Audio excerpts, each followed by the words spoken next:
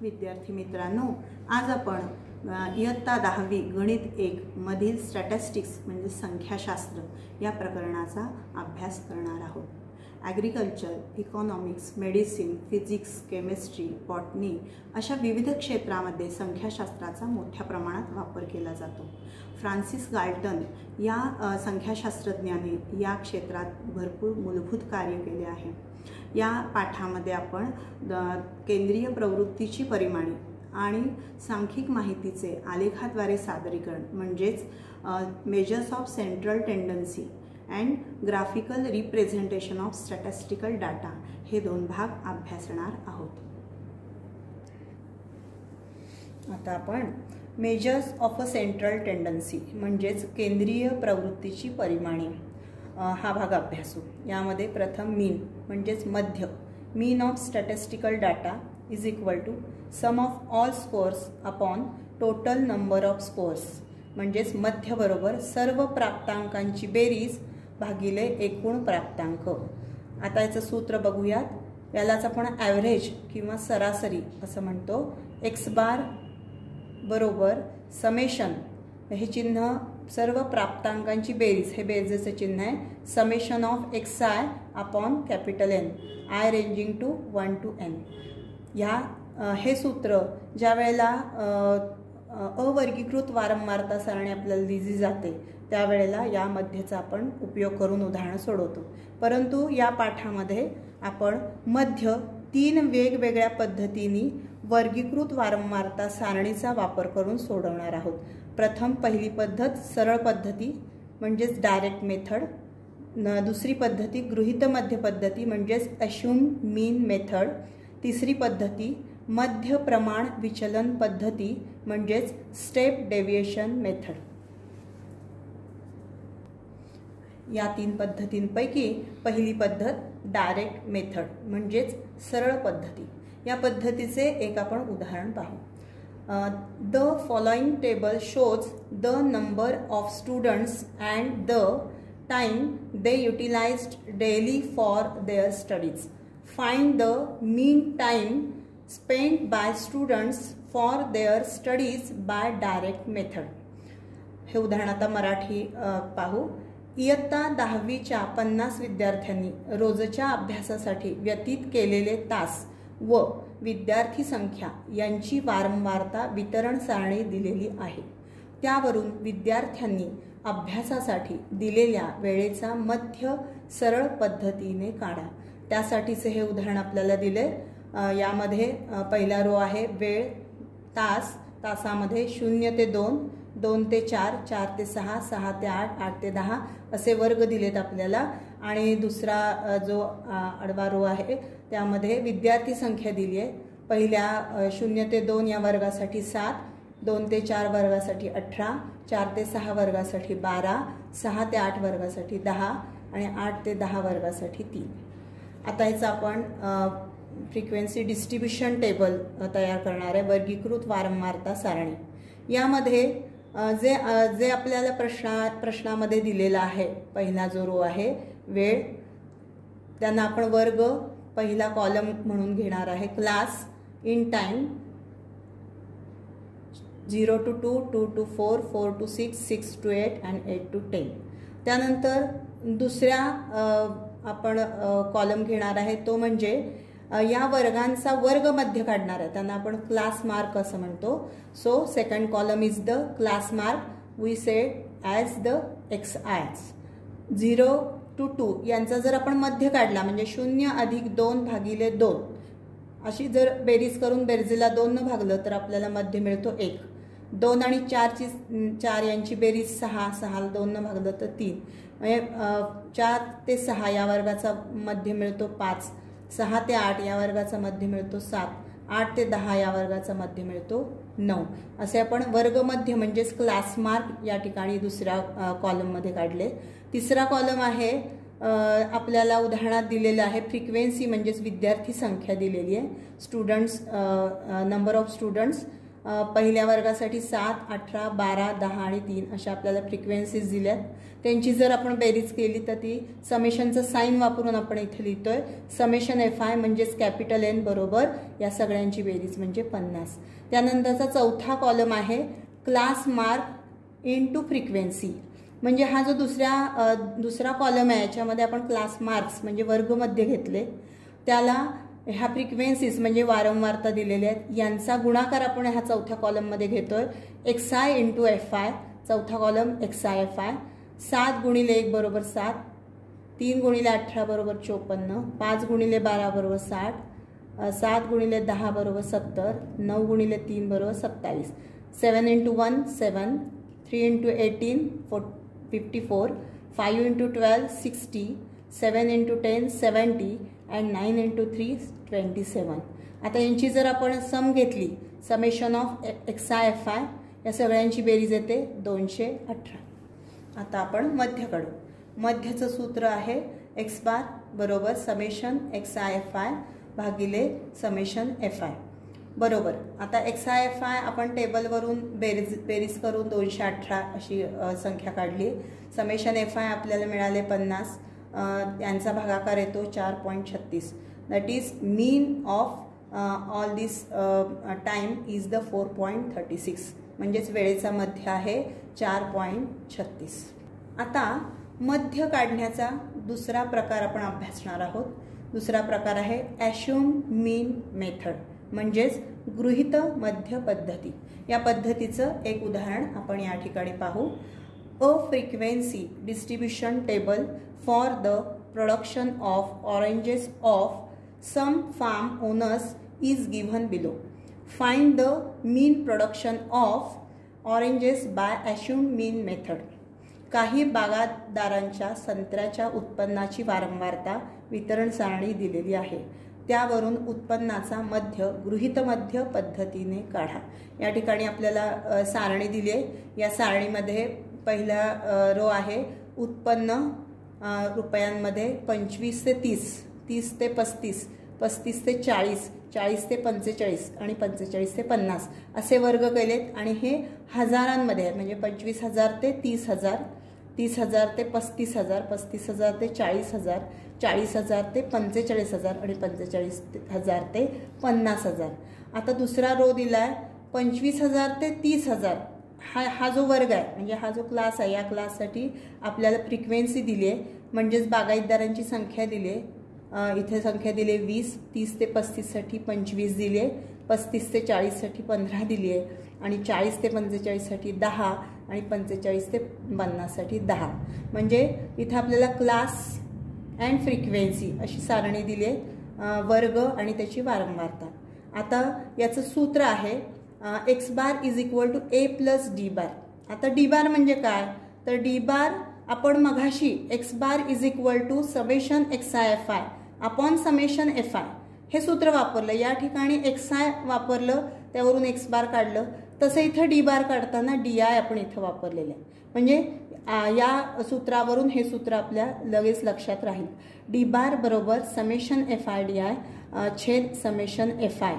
आता इथं DI म्हणजे XI वजा A आणि हा A म्हणजेच आपला ॲश्युम मीन.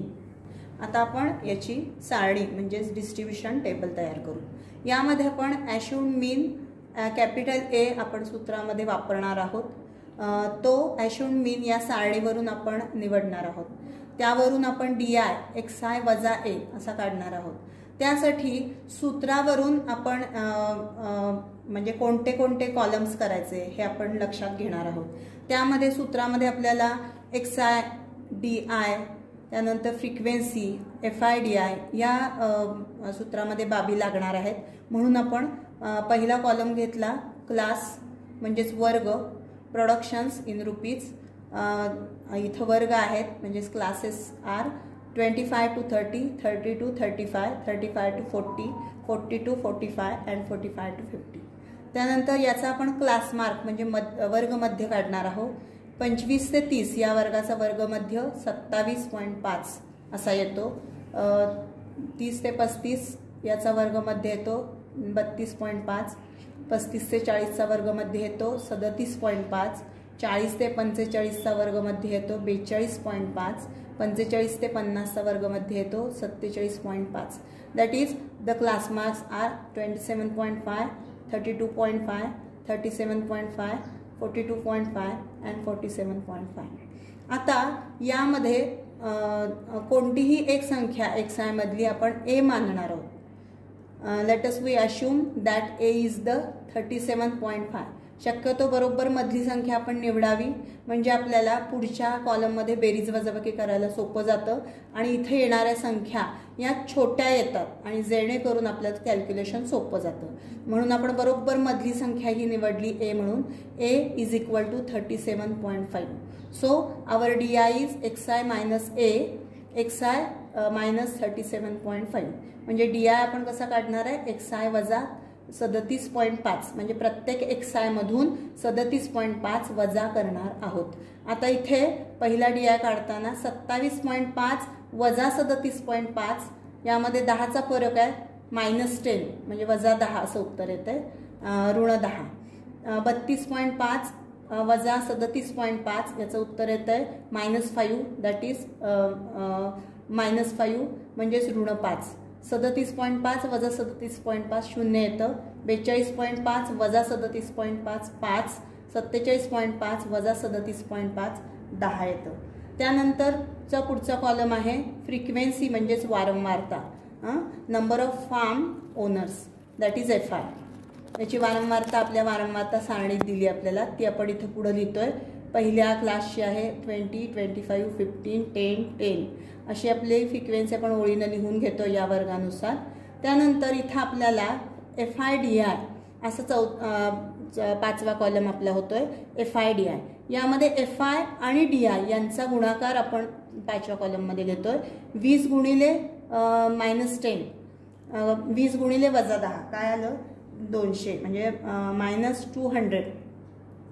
25 गुणिले ऋण 5, 25 इंटू -5 -125. 15 इंटू 0 0. 10 इंटू 5 50. 10 इंटू 10 100. आता या समेशन FI आपल्या सूत्राला लागतो आपल्याला. कॅपिटल N म्हणजेच समेशन FI बरोबर यांची बेरीज येते 80. समेशन ऑफ FI/DI यांची बेरीज येते -175. आता ही बेरीज करत असताना इथं वरती दोन निगेटिव्ह नंबर्स आहेत आणि इथं खाली पॉझिटिव्ह नंबर्स आहेत. या दोन पॉझिटिव्ह नंबरची आपण इथं बेरीज केली तर ही 150 येते आणि यांची बेरीज केली तर 325 येते. मग या बेरजेतून ही बेरीज जर आपण वजा केली तर आपल्याला समेशन FI/DI ची किंमत मिळते, ती म्हणजे summation FI/DI is equal to -175. आता या किमती आपण सूत्रामध्ये वापरणार आहे. पहिल्यांदा आपण डी बारची किंमत काढणार आहे. डी बारचं सूत्र वापरणार आहे. D bar is equal to summation FI/DI upon summation FI. D bar बरोबर समेशन FI गुणिले DI छेद समेशन FI. यामध्ये जर किंमत घातली FI/DI आपल्याकडे आहे -175, समेशन FI आहे 80, यांचा भागाकार येतो -2.1875. That is our D bar is the -2.1875. आता ही डी बारची किंमत आपण पुढच्या म्हणजे एक्स बार बरोबर A अधिक डी बार या सूत्रात वापरणार. X bar is equal to A plus D bar. Our assumed mean A म्हणजे अशुम्न मीन आपला गृहीत मध्य आपण गृहीत धरलेला तो आहे. A ची किंमत आहे 37.5 अधिक डी बारची किंमत आपण या ठिकाणी कंसामध्ये लिहिली -2.1875 म्हणजेच 37.5 प्लस मायनस मायनस अधिक वजा वजा होतं 37.5 वजा 2.1875. मग इथं 35.3125 म्हणजेच आपल्याला उत्तर मिळतं 35.3 किंवा 35.31 असंही लिहिलं तरी चालतं. म्हणजेच आपला जे उत्पन्न आहे प्रोडक्शन आहे त्याचा आपण मध्य इथं काढला 35.3125. आता आपण मध्य काढण्याची तिसरी पद्धती पाहू. स्टेप डेव्हिएशन मेथड म्हणजेच मध्य प्रमाण विचलन पद्धती. त्याचं एक उदाहरण पाहू. A frequency distribution of funds collected by 120 workers in a company for the drought affected people are given in the following table. Find the mean of the funds by step deviation method. म्हणजेच एका कंपनीतील 120 कर्मचाऱ्यांकडून दुष्काळग्रस्तांसाठी जमा केलेल्या निधीची वारंवारता वितरण सारणी दिली आहे. कर्मचाऱ्यांच्या जमा निधीचे मध्य प्रमाण विचलन पद्धतीने काढा. आता ह्याची सारणी दिली आपल्याला. इथं निधी रुपयांमध्ये दिली आहे. त्याचे वर्ग आहेत 0 ते 500, 500 ते 1000, 1000 ते 1500, 1500 ते 2000, 2000 ते 2500. Classes are 0 to 500, 500 to 1000, 1000 to 1500, 1500 and to 2000, 2000 to 2500. आता ह्याची फ्रिक्वेन्सी म्हणजेच वारंवारता, कर्मचारी संख्या दिली आहे 35 पहिल्या वर्गासाठी आहे, दुसऱ्या वर्गासाठी 28 दिली आहे, तिसऱ्यासाठी 32, 15 आणि 10 अशी आपल्याला सारणी दिली आहे. यावरून आपल्याला मध्य काढायचा आहे. आता त्याचं सूत्र आहे x bar is equal to a plus u bar into g. आता याच्यामध्ये u बार आणि g हे वापरलेलं आहे. u बारचं सूत्र आहे summation FI/UI upon summation FI. यामध्ये UI ची पुन्हा आपल्याला किंमत काढायची आहे सारणीमध्ये. UI बरोबर DI/G. आता यामध्ये DI पुन्हा गृहीत मध्य पद्धतीमध्ये जसा वापरला तसा XI वजा A हे सूत्र DI साठी आपल्याकडे आहे. त्यामध्ये G जो आपण काढणार आहे, जेव्हा आपण आपल्या सारणीमध्ये DI ची किंमत काढू तेव्हा त्या सर्व DI चा आपण मसावी काढणार आणि जो मसावी येईल तो म्हणजेच G असा आपण या सूत्रामध्ये घेणार आहोत. आता या सारणीमध्ये बघा, पहिला कॉलम आहे क्लास वर्ग फंड्स आहे. त्याच्यामध्ये 0 to 500, 500 to 1000, 1000 to 1500, 1500 to 2000, 2000 to 2500. दुसरा आपण वर्ग मध्य म्हणजेच क्लास मार्क घेणार आहे. म्हणजे या प्रत्येक वर्गाचा मध्य आपण इथं पुढे लिहितोय. 0 to 500 याचा मध्य आहे 250, 500 to 1000 याचा क्लास मार्क आहे 750, तिसऱ्या क्लासचा क्लास मार्क आहे 1250, चौथ्याचा क्लास मार्क आहे 1750 आणि शेवट 2250. म्हणजे या प्रत्येक वर्गाचा आपण वर्गमध्य या ठिकाणी पुढे लिहिला, त्याला आपण XI म्हणतोय. त्यानंतरचा तिसरा कॉलम आपण DI घेतोय. म्हणजे आपण यामध्ये ॲश्युम मीन आपण मीन निवडतोय. निवडत असताना बरोबर मधला शक्यतो निवडतोय. तर इथं आपण निवडलेला आहे 1250. तर DI बरोबर XI वजा A या सूत्रामध्ये घालून प्रत्येक वर्गाचा वर्गमध्य आणि वर्गमध्यनंतर त्याचा DI आपण इथं काढतोय. त्यामध्ये पहिल्याचा DI बरोबर XI वजा A. हा XI आहे 250, त्यातून आपण 1250 वजा करणार. तर आपल्याला वजा 1000 म्हणजेच ऋण 1000 म्हणजेच -1000 असा DI मिळतोय. त्याचप्रमाणे second 750 minus 1250 is equal to -500 minus 1250 minus 1250 0 1750 minus 1250 500 2250 minus 1250 1000 असे आपल्याला DI मिळाले. आता या DIचं जर तुम्ही ऑब्झर्वेशन केलं तर तुमच्या लक्षात येईल इथं 0 आहे. 0च्या वरती -500, इकडच्या उजव्या बाजूला +500, -1000 इकडे खाली +1000. म्हणजे यांचा जर आपण समान किमती पण चिन्ह वेगवेगळी असे आपल्याला मिळाले. याचा उपयोग आपल्याला पुढच्या कॅल्क्युलेशनसाठी कमीत कमी कॅल्क्युलेशनमध्ये उत्तर मिळतं आपल्याला. आता इथं चौथा कॉलम आपण UIचा केला. UI बरोबर DI/G. आता G काढत असताना या सगळ्याचा आपण जर मसावी काढला तर तो 500 मिळतो आपल्याला मसावी. तर तो 500 मसावी इथं आपण वापरला, त्याला आपण G असं म्हणलेलं आहे. UI बरोबर DI/G -1000 upon 500 is equal to -2 वजा 1000. त्याला आपण 500 जर भागलं तर उत्तर 2 मिळतं. त्याचप्रमाणे वजा 500 ऋण 500 छेद 500 बरोबर 1 ऋण 1 -500 upon 500 that is equal to -1, 0 upon 500 0, 500 upon 500 1 and 1000 upon 500 2 असे आपल्याला UI मिळाले.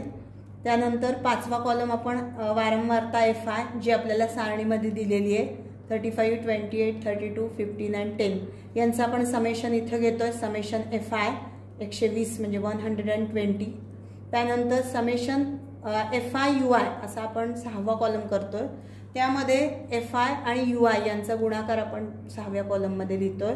35 गुणिले -2 -2 35 into -2 -70, 28 into -1 -28, 32 into 0 0, 15 into 1 15, 10 into 2 20.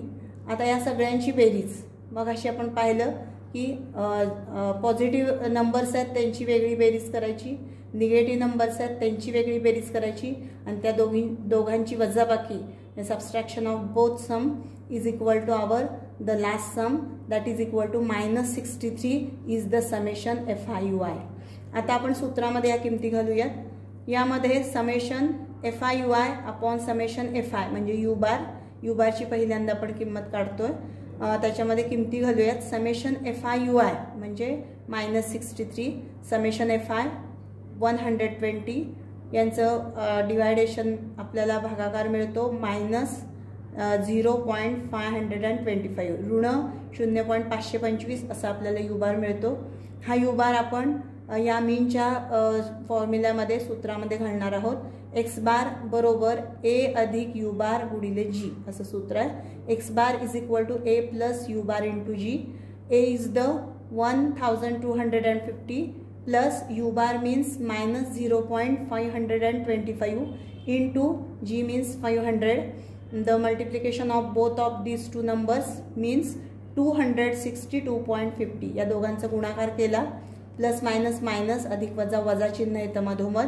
1250 मधून ही किंमत आपण वजा करतो. यांची वजाबाकी subtraction of both numbers is the 987.50. X bar is equal to 987.50 म्हणजे जे काही फंड्स आहेत त्यांचा आपण मध्य काढला म्हणजे जमा निधीचा मध्य X बार बरोबर 987.50 987.50. आता आपण केंद्रीय प्रवृत्तीची परिमाणे मेजर्स ऑफ सेंट्रल टेंडन्सी यामध्ये दुसरी टेंडन्सी आपली मध्यक. दुसरं परिमाण आहे मध्यक म्हणजेच मेडियन.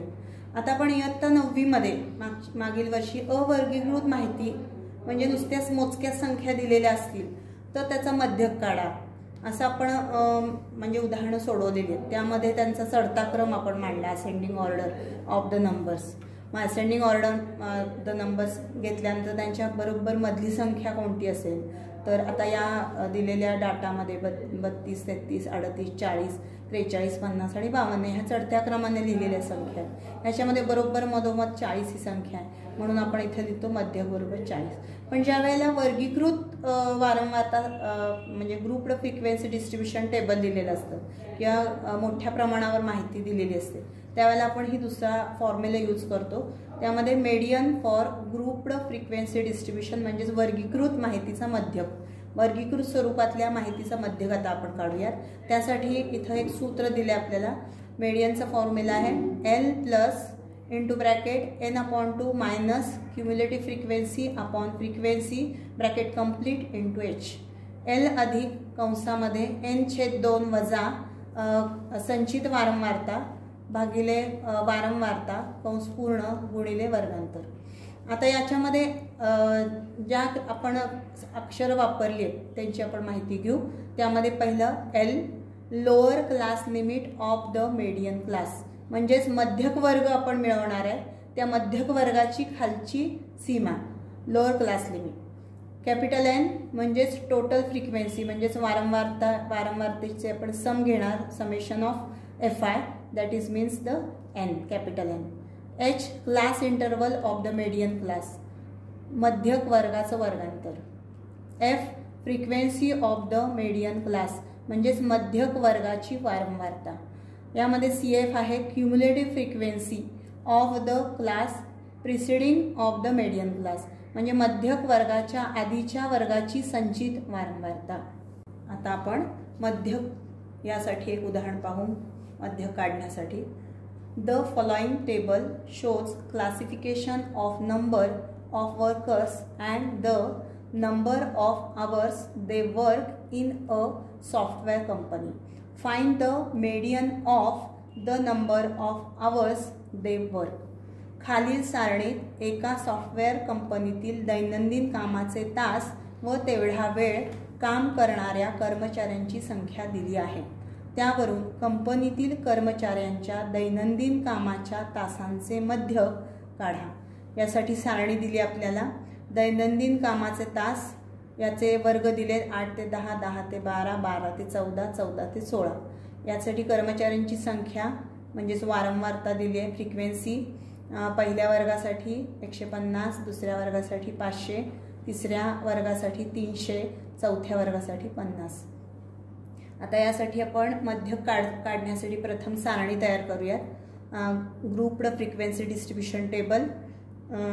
पहिला कॉलम आहे क्लास म्हणजेच वर्ग, नंबर ऑफ आवर्स म्हणजेच दैनंदिन कामाचे तास या ठिकाणी आपण लिहिणार आहेत. Classes are 8 to 10, 10 to 12, 12 to 14 and 14 to 16. त्याची वारंवारता याच्या पुढे लिहितो आपण. Frequency 150, 500, 300 and 50. म्हणजे ही दोन्ही माहिती आपण वरच्या सारणीतली बघून इथे लिहितोय. पण तिसरा कॉलम आहे तो आपण संचित वारंवारतेचाच म्हणजेच क्युम्युलेटिव्ह फ्रिक्वेन्सी लेस दॅन टाईप क्युम्युलेटिव्ह फ्रिक्वेन्सी. म्हणजे काय तर इथं सगळ्या वारंवारतेची आपण वरून बेरीज करत खाली जाणार आहे. त्याला आपण म्हणतो less than type cumulative frequency. यामध्ये पहिली फ्रिक्वेन्सी आहे 150. We write as it is, ती आहे तशीच लिहितोय. त्यानंतर त्याच्यामध्ये दुसरी फ्रिक्वेन्सी मिळवतोय म्हणजे 150 अधिक 500 बरोबर 650. 650 अधिक 300 बरोबर 950. 950 अधिक 50 बरोबर 1000. म्हणजे first frequency as it is. We add next one frequency then we get 650. another again next one frequency if we add then we get 950. if we add the next one frequency then we get the 1000 and it is nothing but the value of summation fi, that is means the capital N. आता या सारणीमध्ये cumulative फ्रिक्वेन्सीची बेरीज म्हणजे summation fi आपल्याला n मिळाली. n/2 याची जर किंमत काढली तर आपल्याला मिळती 1000/2 म्हणजे 1000 भागिले 2 बरोबर 500. मग 500 वारंवारता असलेली जर आपण आडवा कॉलम पाहिला, रो पाहिली तर त्याच्यामध्ये 500 असलेला रो आपण निवडायचा की ज्याची वर्गीकृत ज्याचा जो वर्ग आहे तो 10 ते 12 हा वर्ग निवडला तर त्याचा त्याची लोअर क्लास लिमिट म्हणजे खालची वर्ग मर्यादा 10 आहे. त्याला आपण L असं म्हणणार आहे. त्याची जी फ्रिक्वेन्सी आहे ती आपण F अशी घेणार आहे. आणि या निवडलेल्या मध्यक वर्गाच्या आधीची क्युम्युलेटिव्ह फ्रिक्वेन्सी म्हणजे या वर्ग मध्याच्या आधीची संचित वारंवारता आपण या ठिकाणी घेतोय 150. सारणीवरून आता आपण लिहितोय L बरोबर 10, n बरोबर 1000, n/2 बरोबर 500. मग मीडियम क्लास आपल्याला मिळाला 10 ते 12. त्यावरून आपण Lची ही किंमत काढली. त्यामध्ये F 500 आणि क्युम्युलेटिव्ह फ्रिक्वेन्सी 150 आणि 10 ते 12 या वर्गावरून आपण वर्गांतर काढलं. या दोघांमधला फरक म्हणजेच आपलं वर्गांतर h बरोबर 2. या किमती आपण मध्यक मेडियन याच्या सूत्रामध्ये घालतोय. L + n/2 - CF/F × h. L 10 plus into bracket 500 minus 150/500 bracket complete into 2. आता याच्यामध्ये आपण याच्या पुढे सोडूया. 10 अधिक 500 वजा 150 350 आले भागिले 500 गुणिले 2. यांचा भागाकार करून त्याला जर 2 ला गुणलं तर आपल्याला उत्तर मिळतं 10 अधिक 1.4 म्हणजे 10 अधिक 350 भागिले 500 गुणिले 2 बरोबर 10 अधिक 14/10 बरोबर 10 अधिक 1.4 बरोबर यांची बेरीज म्हणजेच आपला मेडियन म्हणजेच मध्यक बरोबर 11.4 म्हणजेच median of number of hours म्हणजे कामाच्या तासाचं मध्यक बरोबर 11.4. आता आपण measures of central tendency, the third tendency म्हणजेच मोड, बहुलक या ठिकाणी पाहणार आहोत. याचा सूत्र आहे mode is equal to L plus into bracket F1 minus F0 upon 2F1 minus F0 minus F2 bracket complete into H. या ठिकाणी L आहे lower class limit of the modal class, म्हणजेच बहुलकीय वर्गाची खालची मर्यादा. F1 आहे frequency of the modal class, बहुलकीय वर्गाची वारंवारता. F0 आहे frequency of the class preceding the modal class, बहुलकीय वर्गाच्या आधीच्या वर्गाची वारंवारता. F2 आहे frequency of the class succeeding the modal class, बहुलकीय वर्गाच्या पुढच्या वर्गाची वारंवारता. आणि याच्यामध्ये H आहे class interval of the modal class, म्हणजेच बहुलकीय वर्गाचे वर्गांतर. आता आपण एक उदाहरण पाहू. Electricity used by some families is shown in the following table. Find the mode for use of electricity. काही कुटुंबांचा मासिक वीज वापर पुढील वर्गीकृत वारंवारता सारणीत दिला आहे. यावरून वीज वापराचे बहुलक काढा. याची सारणी आपल्याला खाली दिली आहे. पहिली रो आहे यूज ऑफ इलेक्ट्रिसिटी, म्हणजेच वीज वापर तो वर्गांमध्ये दिला आहे आपल्याला. 0 to 20, 20 to 40, 40 to 60, 60 to 80, 80 to 100 and 100 to 120. नंतर नंबर ऑफ फॅमिलीज, कुटुंबांची संख्या या ठिकाणी दिली आहे. पहिल्या वर्गासाठी 13, दुसऱ्यासाठी 50, तिसऱ्या वर्गासाठी 70 दिलेली आहे, चौथ्या वर्गासाठी 100, 80 ते 100साठी 80 दिली आहे आणि 100 ते 120साठी 17 दिली.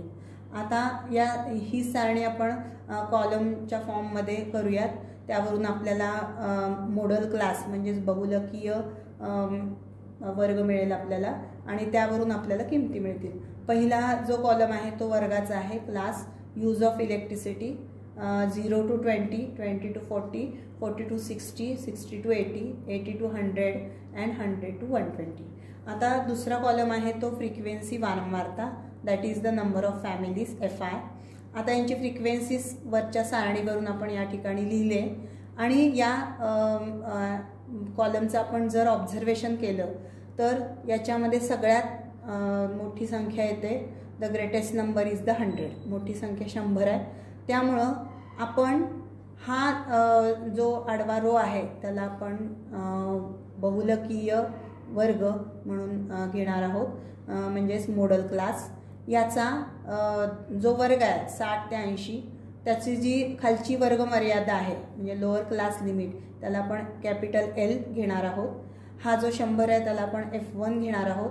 ह्या मॉडल क्लासच्या आधीची म्हणजे बहुलकीय वर्गाच्या आधीची जी फ्रिक्वेन्सी आहे ती F0 70 घेणार आहोत. त्यानंतरची पुढची फ्रिक्वेन्सी आहे F2 घेणार आहोत, ती म्हणजे F2 80 घेणार आहोत. या ठिकाणी मॉडल क्लास 60 ते 80 आला आपला. L 60, F1 100, F0 70, F2 80 आणि H 20. मोडचं सूत्र आपण लिहूयात. मोड म्हणजेच बहुलक बरोबर L अधिक F1 मायनस F0 छेद 2F1 minus F0 minus F2 into H.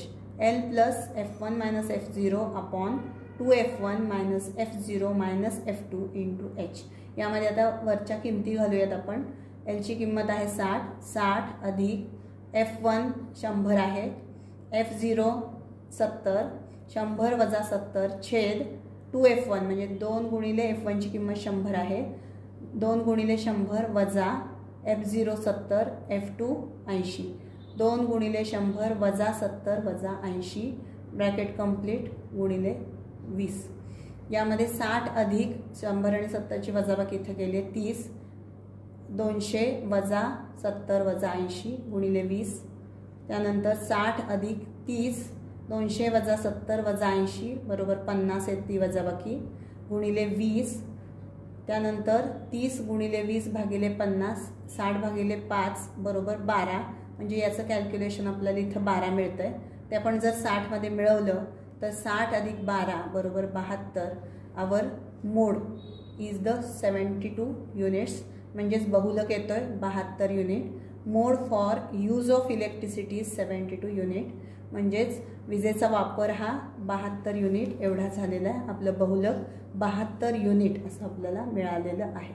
अशा प्रकारे आज आपण गणित भाग 1 मधील संख्याशास्त्र स्टॅटिस्टिक्स या प्रकरणातील केंद्रीय प्रवृत्तीची परिमाणे म्हणजेच मेजर्स ऑफ सेंट्रल टेंडन्सीज, मीन म्हणजेच मध्य, मेडियन मध्यक आणि मोड बहुलक ही परिमाणे विविध उदाहरणे घेऊन अभ्यासली.